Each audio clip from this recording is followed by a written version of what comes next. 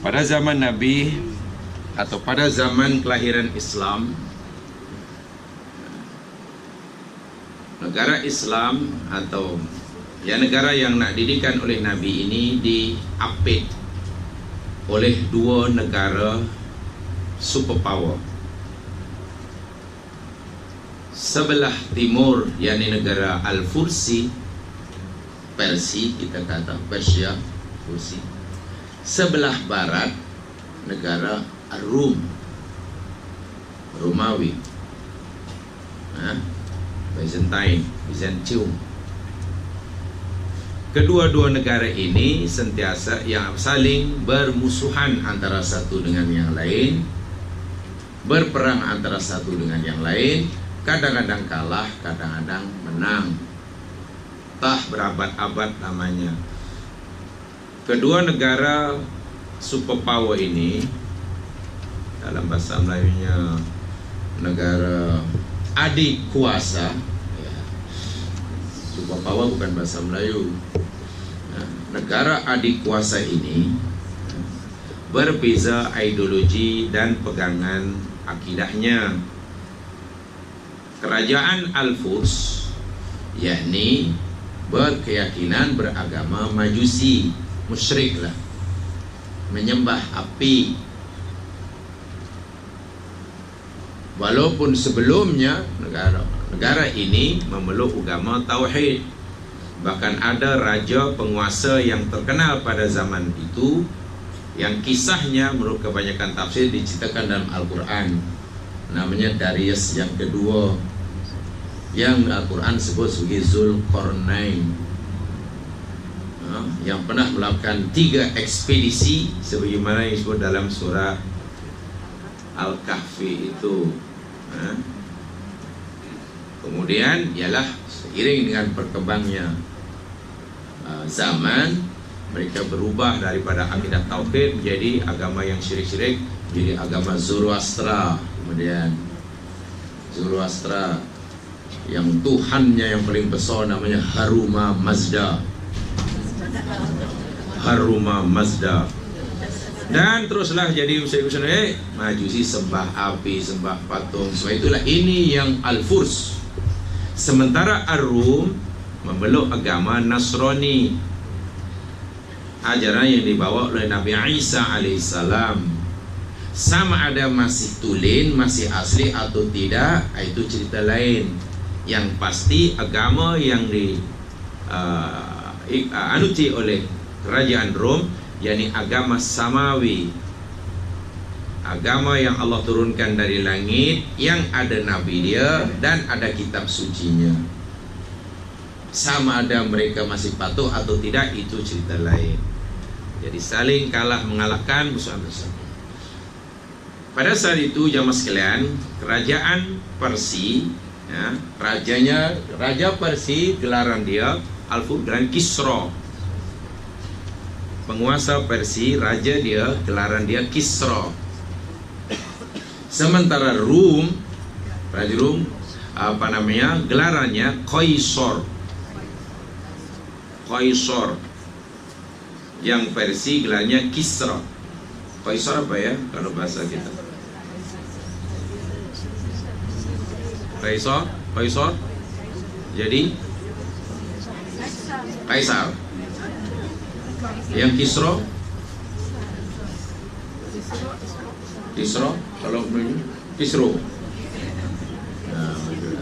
Bahkan pernah punya Kisra yang sangat adil dan mudah tersentuh hatinya bila melihat rakyatnya berfikiran bijak dan cerdas, sentiasa diberi hadiah. Nama Kisra yang terkenal daripada Persia itu namanya Anusirwana. Luar biasa Anusirwana, sangat adil, sangat bijak. Jadi kerajaan Persia ini mengantar tentera ke Rum untuk menyerang Rum. Panglima perangnya waktu yang terkenal yakni Shahriroz. Panglima perangnya yakni Shahriroz.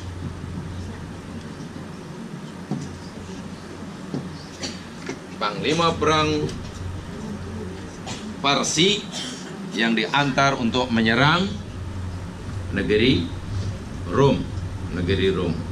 Fasara ila Rum bi ahli Faris atau furadu alaihim faqatalahum. Dirigaskan cerita tentara Parsi yang sangat hebat ini di bawah panglima perangnya bernama Sahriros berjayalah mengalahkan Rom, menghancur leburkan Rom, porak-poranda negeri Rom. Bahkan Kaisornya membelanjakan semua kekayaan negara, termasuklah minta bantuan kepada rakyatnya untuk menderma, menyumbang apa saja kekayaan yang dimilikinya bagi biaya perang menghadapi tentara Al-Furs ini.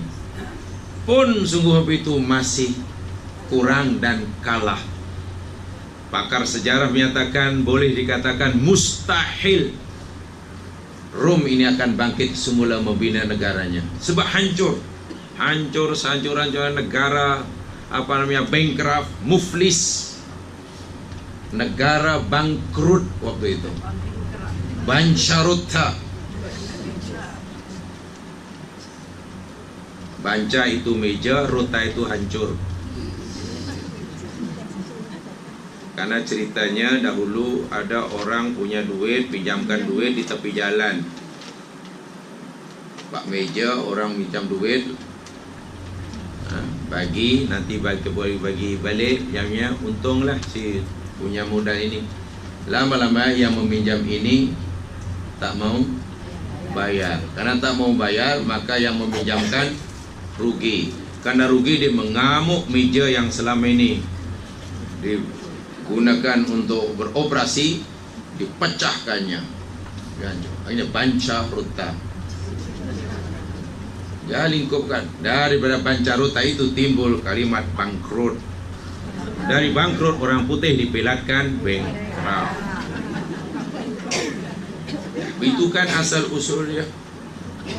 Hancur Rom. Wa kharaba madainuhum wa qata'a zaitunahum. Bandar-bandarnya dihancur leburkan, tanaman-tanamannya yang berzaitun, tamar, kebun-kebun yang subur pun dibakar, dicabut semua pokoknya. Wa qad kana Kaisar Basar rajulan judnya Yahnat. Di sini pun punya panglima, ini panglima. Ini pun ada panglima pula, nama dia Yahnat.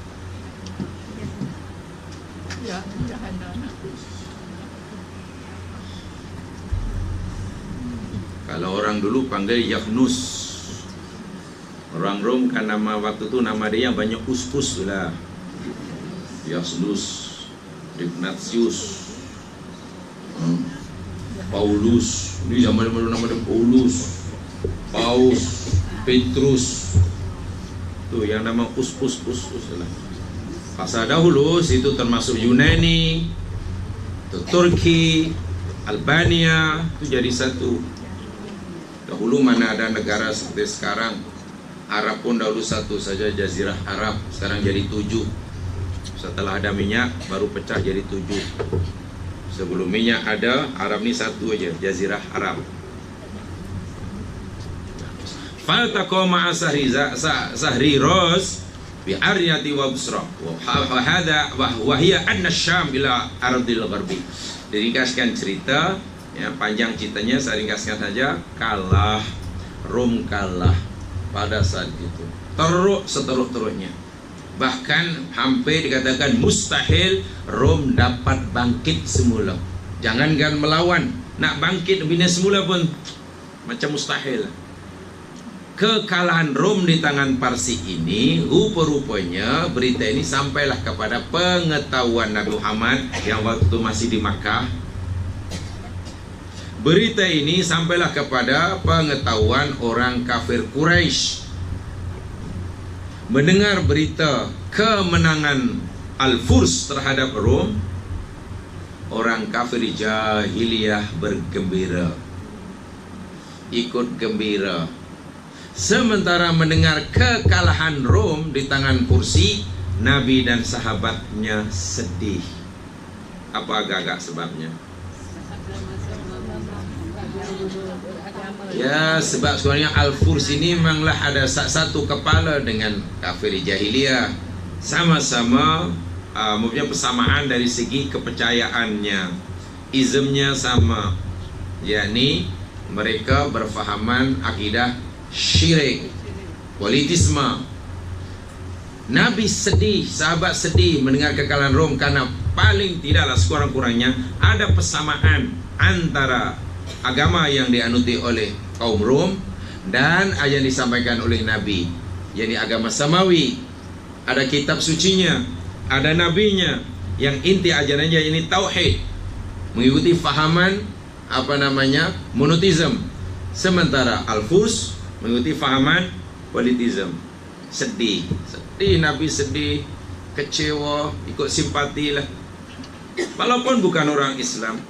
Sementara si kafir Quraisy menyambut kemenangan dengan tak tahulah. Nah, peristiwa seperti inilah diperhatikan Allah Subhanahu wa taala sebagai Rabbul Jalil, memperhatikan semuanya ini. Kemudian Allah turunkan ayat ini, surah ini. Allah turunkan surah ini bukan sekadar sebagai tasliyah bagi Nabi sallallahu alaihi wasallam, tetapi juga pemberitahuan tentang apa yang akan berlaku selepasnya. Pada tahun-tahun hadapan apa yang akan berlaku, turunlah surah ini yang secara